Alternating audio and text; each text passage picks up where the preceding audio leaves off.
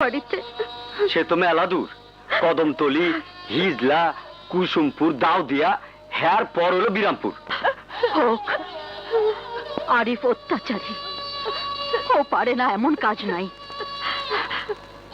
এরপর হয়তো আমার মেয়েটাকে গুম করে খুন করে ফেলবে। তার চেয়ে বিরামপুরে পাঠিয়ে দে। দুঃখ যার সারা অঙ্গে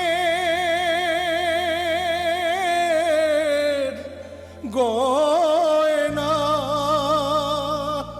তার জীবনে সুখের আচর